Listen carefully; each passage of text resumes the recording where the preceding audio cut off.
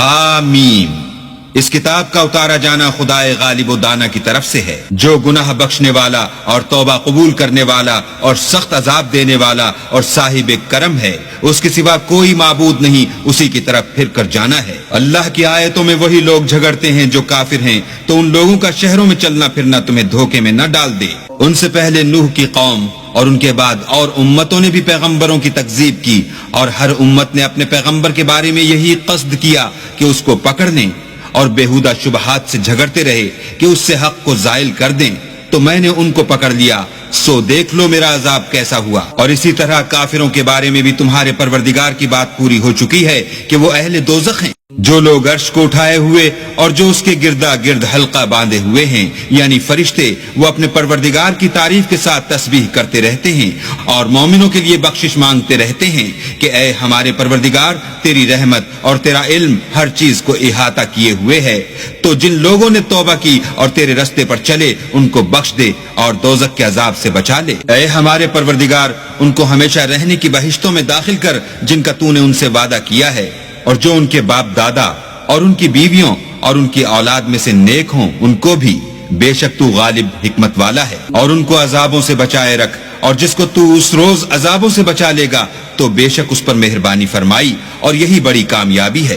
جن لوگوں نے کفر کیا ان سے پکار کر کہہ دیا جائے گا کہ جب تم دنیا میں ایمان کی طرف بلائے جاتے تھے اور مانتے نہیں تھے تو اللہ اس سے کہیں زیادہ بیزار ہوتا تھا جس قدر تم اپنے آپ سے بیزار ہو رہے ہو۔ وہ کہیں گے کہ اے ہمارے پروردگار، تو نے ہم کو 2 دفعہ بے جان کیا اور 2 دفعہ جان بخشی، ہم کو اپنے گناہوں کا اقرار ہے، تو کیا نکلنے کی کوئی سبیل ہے؟ یہ اس لیے کہ جب تنہا اللہ کو پکارا جاتا تھا تو تم انکار کر دیتے تھے، اور اگر اس کے ساتھ شریک مقرر کیا جاتا تھا تو تسلیم کر لیتے تھے۔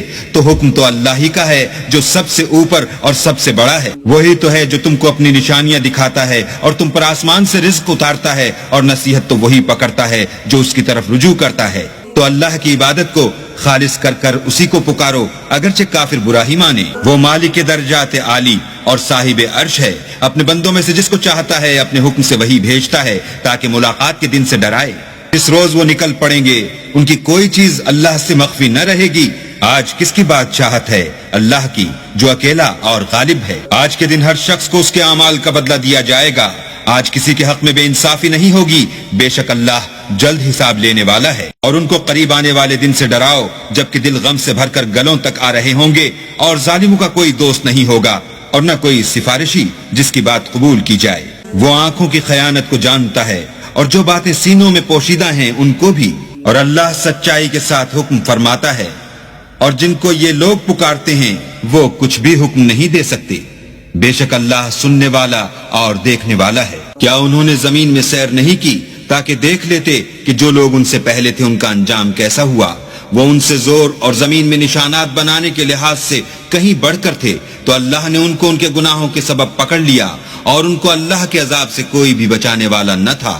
یہ اس لیے کہ ان کے پاس پیغمبر کھلی دلیلیں لاتے تھے تو یہ کفر کرتے تھے، سو اللہ نے ان کو پکڑ لیا، بے شک وہ صاحب قوت اور سخت عذاب دینے والا ہے۔ اور ہم نے موسیٰ کو اپنی نشانیاں اور دلیل روشن دے کر بھیجا، یعنی فرعون اور حامان اور قارون کی طرف، تو انہوں نے کہا کہ یہ تو جادوگر ہے، جھوٹا۔ غرض جب وہ ان کے پاس ہماری طرف سے حق لے کر پہنچے تو کہنے لگے کہ جو لوگ اس کے ساتھ اللہ پر ایمان لائے ہیں ان کے بیٹوں کو قتل کر دو اور بیٹیوں کو رہنے دو، اور کافروں کی تدبیریں بے ٹھکانے ہوتی ہیں۔ اور فرعون بولا کہ مجھے چھوڑو کہ موسیٰ کو قتل کر دوں، اور وہ اپنے پروردگار کو بلا لے، مجھے ڈر ہے کہ وہ کہیں تمہارے دین کو نہ بدل دے یا ملک میں فساد نہ پیدا کر دے۔ موسیٰ نے کہا کہ میں ہر متکبر سے جو حساب کے دن یعنی قیامت پر ایمان نہیں لاتا اپنے اور تمہارے پروردگار کی پناہ لے چکا ہوں۔